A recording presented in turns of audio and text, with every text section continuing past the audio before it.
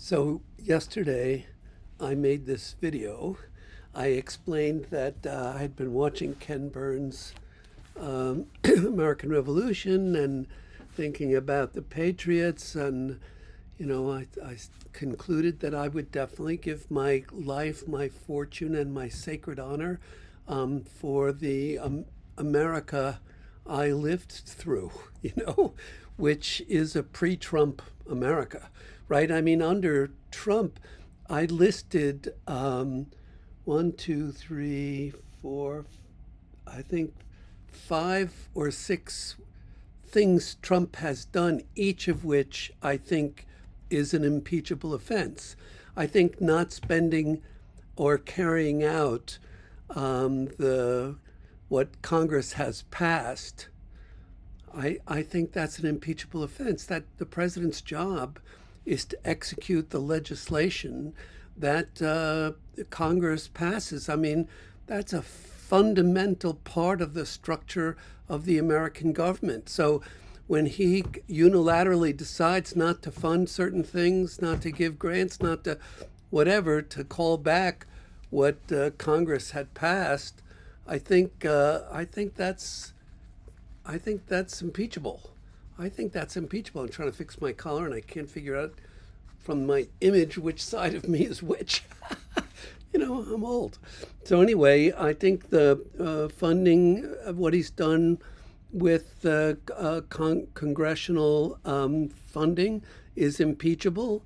I think it's almost like the definition of impeachable. I mean, the president's role is to do what Congress legislates or to execute what Congress legislates. Maybe I was just watching PBS NewsHour. They were talking about a particular Supreme Court case about Trump wanting to fire some personnel who are in positions that are supposed to be independent. And, if Congress intended them to be independent and Trump makes them not independent, isn't that impeachable? I mean, you're not allowed to just do anything. That's the whole point of the system of government our founders created, right? I mean, they were, very unhappy with King George, right? So, and they were terrified that they were terrified that Washington was going to become a dictator, right? So Washington turned out to be like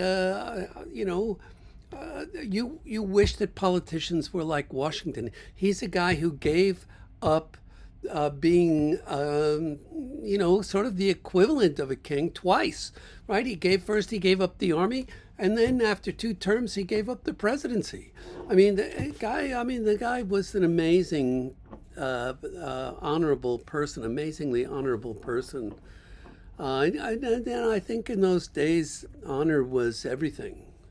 I mean, if you were a male, I think I was a founder type, right? My family, as I mentioned yesterday, is very proud of having a Mayflower descendancy. And I certainly grew up, with that was the talk of the family, we were Mayflower people. Of course, anyway, I think the founders clearly intended that Congress would have most of the power. And of course, Congress does have most of the power, but the majority in both houses of Congress is Republicans. And Republicans these days believe that if they aren't MAGA consistent, Trump's going to primary them and they're going to be out of a job. And to them, their job is much, much more important than representing their constituents or protecting the Constitution they took an oath to uphold. None of those things seem to matter whatsoever. They just don't want to get on the wrong side of Trump because. So anyway, what I said yesterday is I wanted to be a patriot. Watching the American Revolution. I mean, I had ancestors that fought in the Revolution. I also mentioned yesterday Major Robert Rogers, who you might, so since my name is Donald Rogers, you could reasonably associate with me. And yes, he was an ancestor, but he did not fight in the American Revolution because he created Rogers Rangers during the 7 Years' War, which was the war, we think of it as the French and Indian War, but the war that preceded the revolution. And he was in London trying to get compensated because he had paid the salaries of the Rangers out of his own pocket. And he was trying to get compensated by the crown for that expense. So he spent the whole revolution in London pleading his cause, which I have no idea whether or not he was successful. So I don't know the end of that story. I probably shouldn't have started it. But anyway, I think the funding issue is impeachable. I think the masked kidnappers, representatives of this federal government wearing masks, take people off the street and arrest them, and sometimes put them in foreign countries' prisons. I mean, this is America, or it used to be America. In the America I would give my life for, you couldn't do that. That wouldn't be acceptable. And Congress, hell, nobody would stand for it. I grew up in the 50s. Okay, I'm old, right? I'm 81. So I grew up in the 50s, and I've heard people say that MAGA is trying to get America back to the 50s. That is not true. None of the stuff that's going on that's associated with MAGA would have been acceptable in the 50s. In the 50s, heck, you couldn't swear, right? I mean, the kind of toxic environment that exists in our nation today, that would have been completely unacceptable in the 50s. You couldn't have done that. So here's to the 50s. So I think the mass kidnapping is an impeachable offense. I think blowing up the boats, I think that's clearly an impeachable offense. I mean, and I really feel sorry for the military involved in conducting those murders. I mean, because if you're an officer in the military, I mean, you've spent your career being deeply embedded into this fabulous history of honor.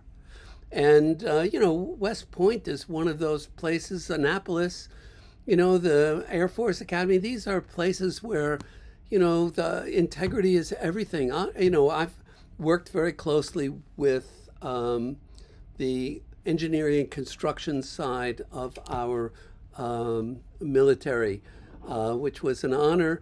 And my company did work for them, and probably 2/3 of the work my company did was for them.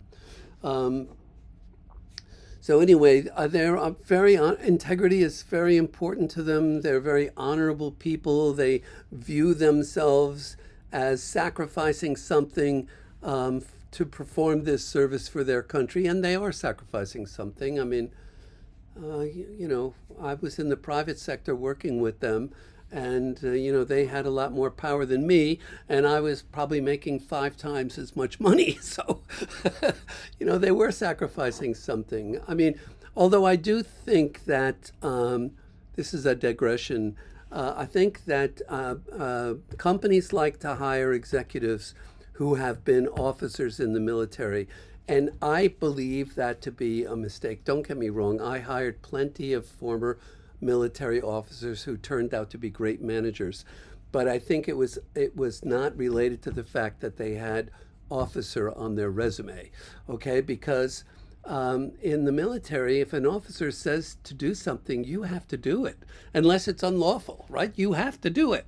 Well, that's not true for a manager. You've really got to be able to evoke the behavior you're looking for from the people who report to you. And in order to do that, you have to form a relationship with them, and there has to be mutual respect. And anyway, there's a lot to management that there's a lot more to getting people to do when you're a manager in the private sector than there is if you're an officer in the military. That's all I'm saying. It's a more difficult task. Um, I don't mean to take anything away from being an officer in the military, which, God bless you. I mean, I'm so impressed with the American military. At least I have been before they started blowing up people. We have no idea whether they're narco terrorists or not. Or if we do have an idea, make that evidence public, please. Okay? Because right now, the American citizenship, I'll just speak for myself, I am losing confidence that the military is representing the good guys. America, until Trump at least, was the good guys. Now, that's not so clear. I mean, you are pardoning all these drug lords and you're blowing up boats that might be carrying drugs or might not. One of which I understand was even going in the opposite direction from the United States. I mean, I think you're just blowing things up because I don't know why you're doing it, but I mean, I don't understand why you do most things, right? I don't understand your tariff regime, right? I mean, it makes no sense to upset the global market.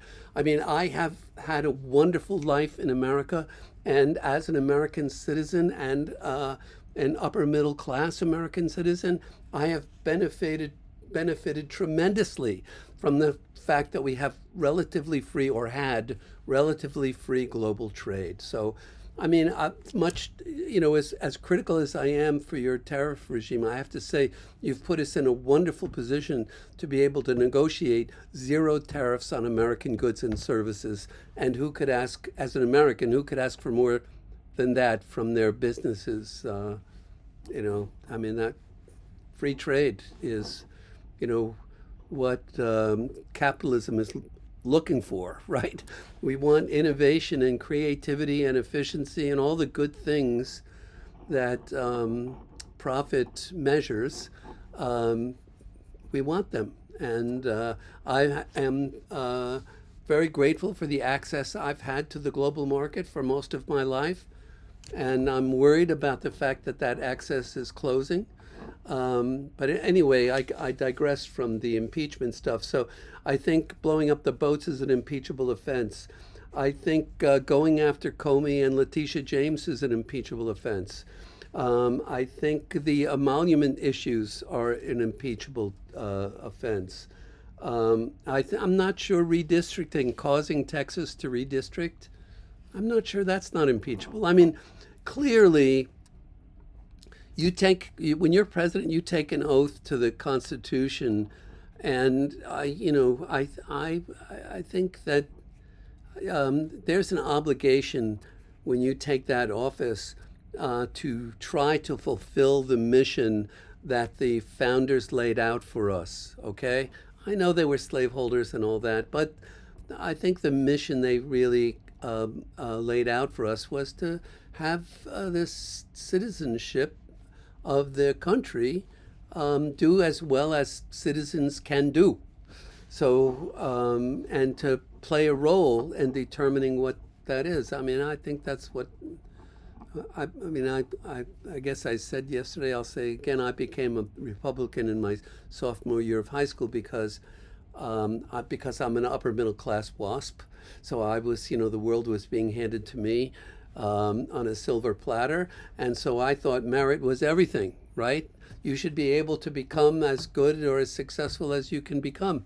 I still believe that, by the way. So, and I certainly have had all of the benefits of the bias towards WASPs during my lifetime.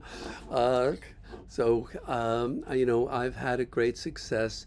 And I get, I sometimes have been frustrated with woke being too wokey, but I mean, in general, I'm behind it because I really believe in optimizing personal freedom. I think the job of the government of the United States is to optimize the individual freedom of its citizenry. right? I think that's fair. And yes, I even go along with the fact that okay, that means if you can prevent starvation, you do, right? If you can make sure everybody has a place to live, you do, right? If you can give everybody health care, you do, right? Because those are all, I think, a reasonable human rights. I think it's an advanced interpretation of human rights, okay? Because it includes wellness. But I mean, we're a very wealthy country, and I don't have a problem. If you're making, I read that Jamie Dimon got a $20 million bonus one year. So, in my personal opinion, not that means much, you know, okay, so you tax the first 2 million at current rates. Oh, okay. Third million, maybe we should tax that a little higher. Fourth million, maybe the each million as it goes up, tax a little higher rate. Okay, each 5 million. There are people a lot smarter than me who actually study this stuff, are experts in this stuff. They should make those decisions. But a progressive taxation makes all the sense in the world to me.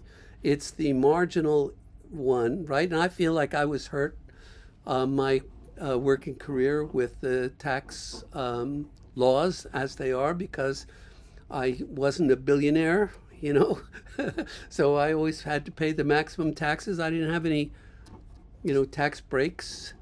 But I think I'm okay with what taxes I paid, and I think progressive taxation is the right way to go. And but I sort of don't, Trump, I don't get you. I don't get your philosophy. I certainly don't get your position on Ukraine. Haven't you ever heard of Neville Chamberlain? What you're proposing as a peace settlement for Ukraine and Russia is 10 times worse than Neville Chamberlain. You don't want to give them up. You want to give up territory Russia hasn't even invaded. Come on. I know you love Putin. That's because, you have these desires to be a dictator. And I desire you not to be. And I'm willing to risk my life, my fortune, and my sacred honor to stand up and say that because I'm a citizen and I would like to think of myself as a patriot. So I know I just watched Marjorie Taylor Greene's 60-minute interview, which I didn't see in the show, but I YouTubed it because they referred to it on PBS NewsHour and I was interested in seeing it.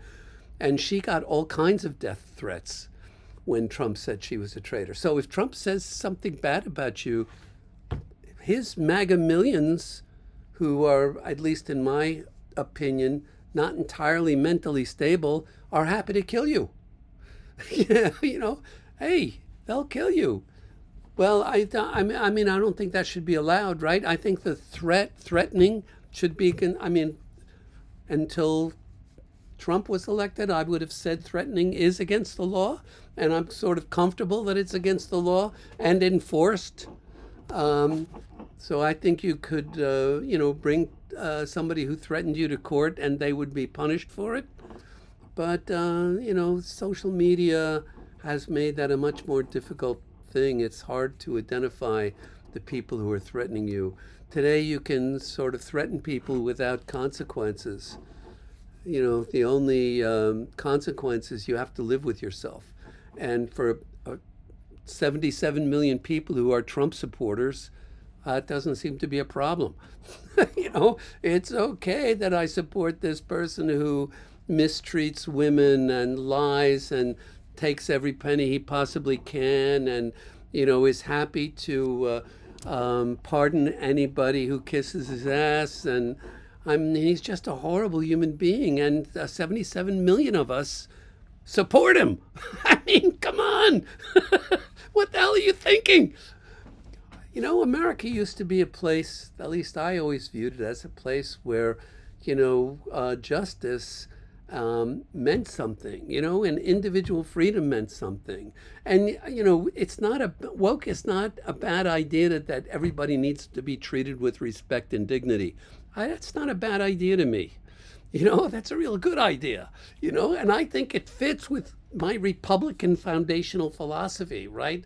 Which is, you have as much freedom, you give as much freedom to American citizens as you possibly can, right? And I don't have a problem with that, including freedom from hunger or freedom from lack of health care. I'm okay with that. Anyway, I think Trump has to be impeached. I feel that it is patriotic of me to get online and say so.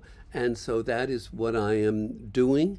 And I realize there is, in fact, if anybody were ever to watch this, which probably not likely, but if they did, certainly, I am taking some risks in doing it, and I'm certainly willing to take some risks for the America I love, and I'm not sure is any longer here.